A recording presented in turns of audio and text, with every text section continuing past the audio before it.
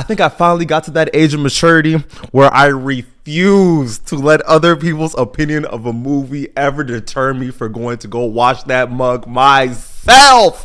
Because I'm not gonna lie, I am tired. I'm so tired of watching so many reviews on movies, music, the whole atmosphere of review content, and then they just tend to sway to such negative degrees. And then I go watch it, I'm like, oh, this is a great time. I'm enjoying myself, because the amount of movies that I've went to and I've heard such the craziest reviews before watching it. And then I get there, my mind is already slightly swayed, but then halfway through, I'm like, this is a very calm movie. There's no way that it got this much hate. And I feel like that's one of the main problems in the movie industry to begin with, because it's so difficult for a movie to be able to drop and actually have viewers form their own opinion of said movie. And that is part of the reason why it's tanking. And that's part of the reason why the whole movie industry in and of itself seems to be falling on deaf ears. It's difficult to be able to watch a movie without already hearing 47 different ideas before you even walk into the movie theater, especially when we have algorithms that are going out their way to show you all these reviews before you even get the chance to watch it. Here are some movies that I unapologetically love, especially recently. All right, to start this off,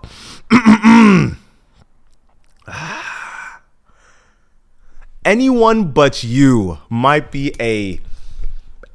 Anyone But You is an elite, a magically elite rom-com chick flick that needs to get more love. Because I remember when all the rollout was coming out, and then everybody that I was hearing talk about it was like, oh no, it's a terrible movie, no one in this movie can act, it's boring.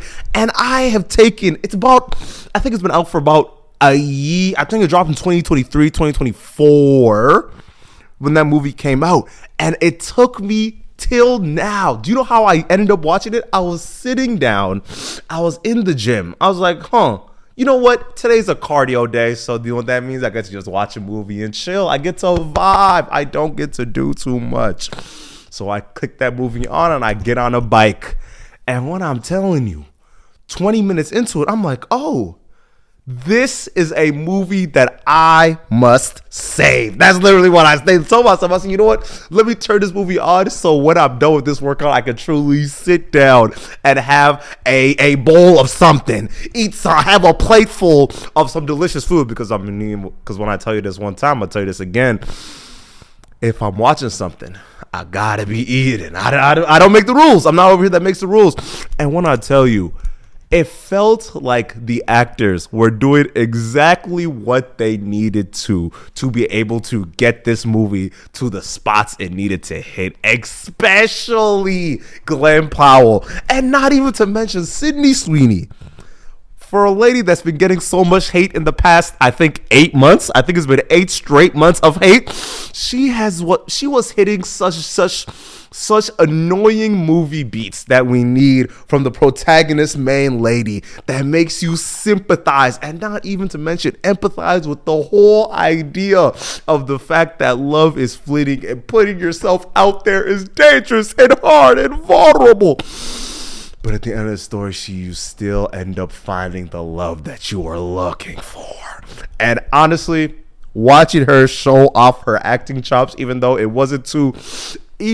the movie did not require much, I felt like they all went above and beyond to showcase what was really going through that movie. Especially when you have a rom-com where folks are known, and I mean known, for phoning in performances. And when it comes to the hate that this movie was receiving, it feels so disingenuous now that I've actually seen the movie, because one of the main critiques that I've heard was it was far too horny for its own good, and what's another one?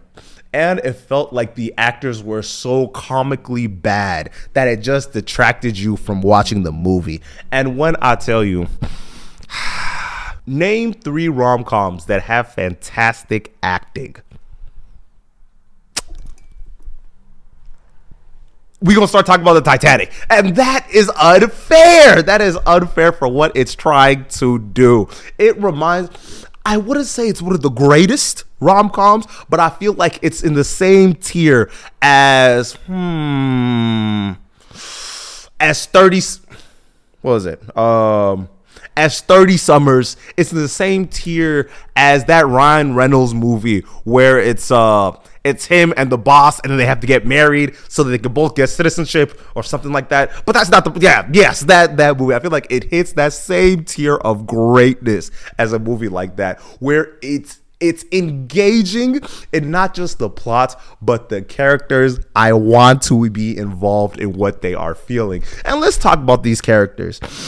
I feel like this movie had the perfect ratio of hot people alongside the plots, and those two things were working in tandem throughout this whole movie. I feel like it might have been a little bit too freaky. There's a couple scenes that I felt like I don't think I should be seeing this, but hey, for what y'all needed to do, enjoy yourself. Beautiful acting, right?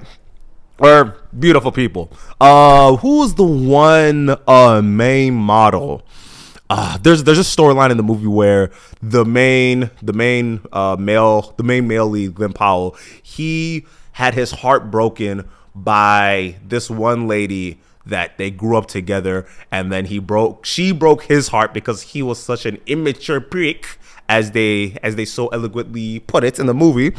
And watching him re-find this hot, having him come back and then see her again and then instantly be like, wow, baddie. I say, you know what? I feel it. I definitely feel it. There's something that brings you back to that childhood you where you're like, the idea of you was so fire that it's clouding all my other judgments at this moment. And then it gets interesting where they have this, I love the way they're making the Glenn Powell character feel small, like throughout the movie, because he has this not just immature streak, but more so this he had this streak of being this insecure. Yes, let's say he had this insecure streak about him where he was like, oh, I'm the man. I make the money. I'm handsome. I'm fit. Everybody loves me, even though he's like, he's a big dick. He's actually just like, he's a really big prick. I'll say that again, because throughout the whole movie, the jabs that he was throwing in with the little one-liners, partially funny. He did hit a couple of those. He definitely did hit a couple of those, but you could actively watch how he's partially surprised that all his friends still mess with him halfway through the movie. And honestly, it was beautiful. I liked it. And one of the beats that I really liked was how controlling the parents were, even though they didn't realize that's what they were doing. They didn't peep that they were forcefully morphing the Sydney Sweeney character to fall in love with the life that they were trying to provide for her, right? The fact that they're like, you must be a lawyer. Oh, you must marry the one guy that you guys broke it off with, because we're trying to protect you from the world, without recognizing the world that she was living in was so cramped and so audaciously small that it was infecting every other aspect of her, where it was festering this idea of indecision that was forcing her to make so many bad decisions throughout the movie. As you can see, even in later, when the two made the Sydney Sweeney and the Glenn Powell character, when they were constantly like, will we, should we, can we, even though they were actively using this farce as a way to get back at their family, and they didn't even recognize that they were falling in love with each other. Hilarious. I need it. But no, it's love is it's a very interesting thing, because of another one of the themes that I was really liking in that movie is the fact that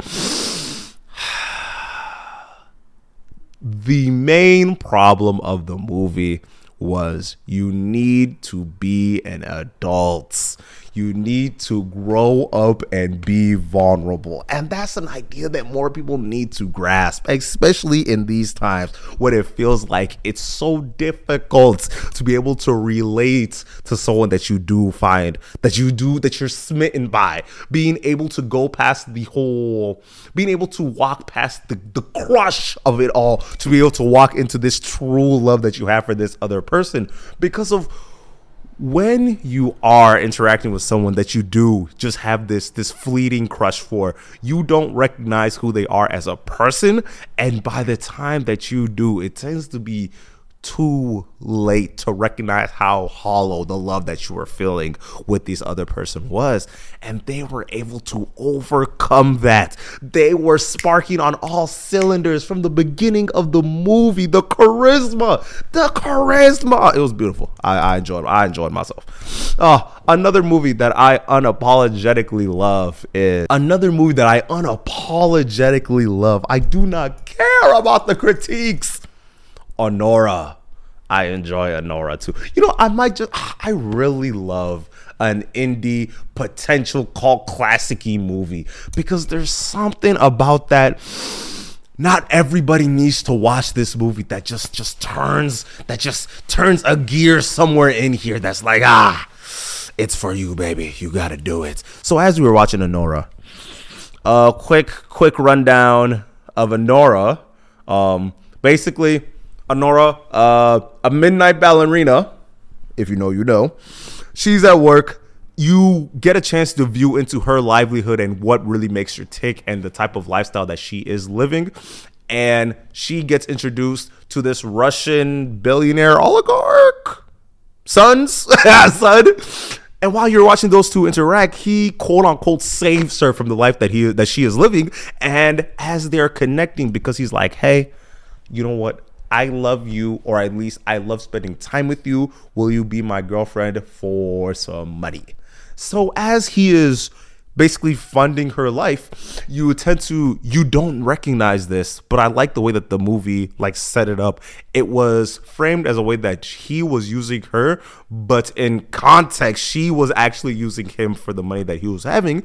And then as the movie goes on, you tend to recognize, what is this true love, and where does it really stem from? And do they really work, or is it just the money that is holding them together? And then last but not least, a movie that I unapologetically love, Eternals. I'm here to tell y'all this right now.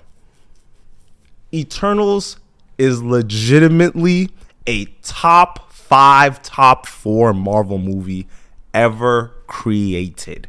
And I'm so frustrated that y'all went and bullied the cast, bullied Marvel into canceling Eternals 2. Because when you go and watch any review of the movie, it always boils down to, oh, this is wokeness. Oh, there's too many women. Oh, is that an Indian man on the screen? But they were not talking about the plot. We had the first time. And honestly, this might be one of my first times ever seeing a speedster on screen that I'm like, you know what? Hell yeah, I like that. And the fact that they were actively not you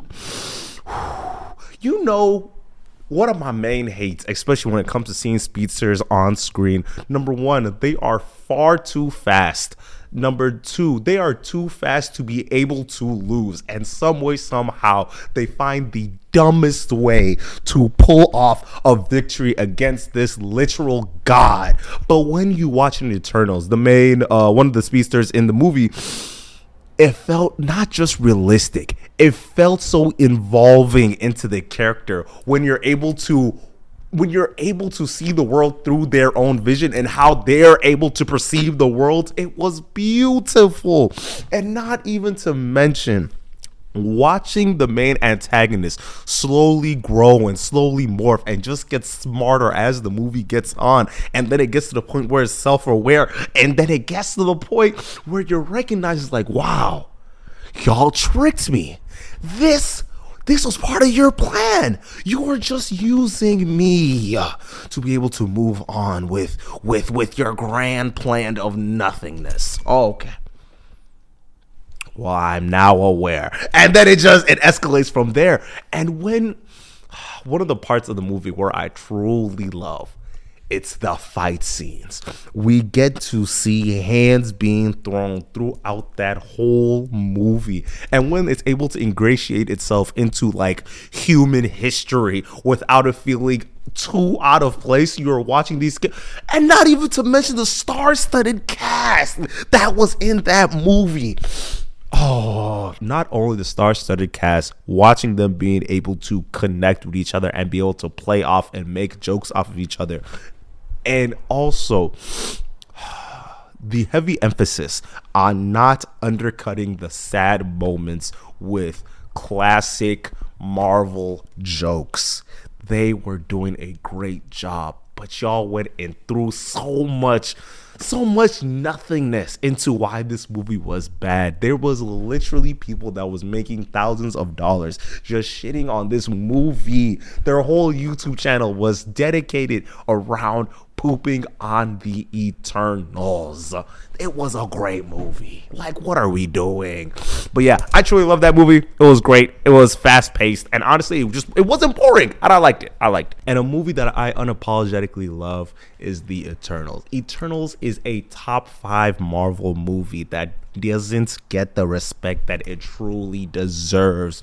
From 1, the casting. From 2, the plot. Number 3, the importance of the movie in the grand scheme of the Marvel universe. It was fantastic. And the acting, the interconnectional aspects of this movie, where all these characters were able to play off of each other to the point where it's you could feel that this was a eons worth of family that was being put in together to be able to make this movie. And I love the world building aspect where they're able to intertwine the ideas of human history into the mythos of Marvel in totality to be able to make it work that people need to hear about. And that movie came out in 2021, sometime in 2021, and when I tell you it was overshadowed by all this red pill hate, I will never forgive y'all for trying to bully the cast and bully Marvel into not have an Eternals 2, because the main villain in and of itself, watching the main villain grow and being able to become self-aware to the point of recognizing that it's just one small part of this grand world that's being built. It was beautiful that y'all went and whirlwind. And honestly, of that same veil, another movie, Wakanda Forever, the hatred that Wakanda Forever had due to folks calling it woke and them saying, oh no, it's just trying to push an agenda, and on and on and on about nothingness. The amount of individuals that were making thousands of dollars off of the idea of pooping on these two fantastic movies will never forgive y'all. It gets to the point where if you even look up the movie title Eternals on YouTube, you're more likely than not gonna see 5 videos hating on it for non-plot related reasons. And honestly, it was set up for failure. It was truly set up for failure, because if this was after the big releases of stuff like Infinity War and Endgame and really monumental movies. So when you are actively trying to rebuild the world of Marvel, it falls on deaf ears when you are literally stuck inside. Movies could not be made. We could not have the same movie moments out in the theater. And now they were held to these ungodly expectations of what a quote unquote good movie can be or should be, especially in the rise of red pill content. It got to the point where anybody that would have anything positive to say would get, oh wow,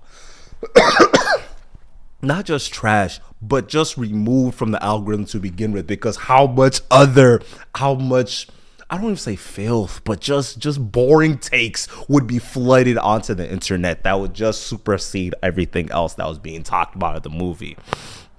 Ugh. And honestly, one of my reasons why I love Wakanda Forever so much, it's a hard-hitting movie. It's very deep. It's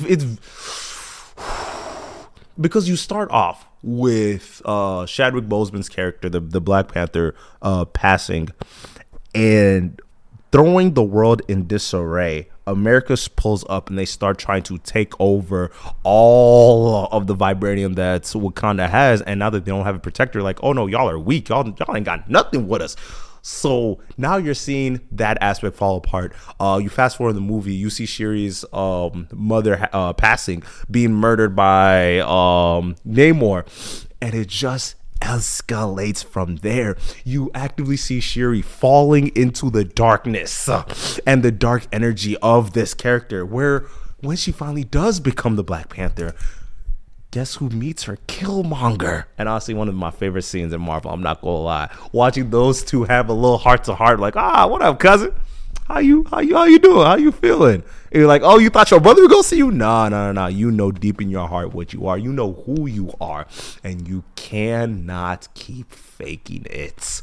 You know what type of person you are. You know how truly weak. You know what? Let me not even say weak. Angry. How truly angry of a person that you are. But yeah, fantastic movies. And I feel like we cannot keep letting people take away the joy that comes from watching movies.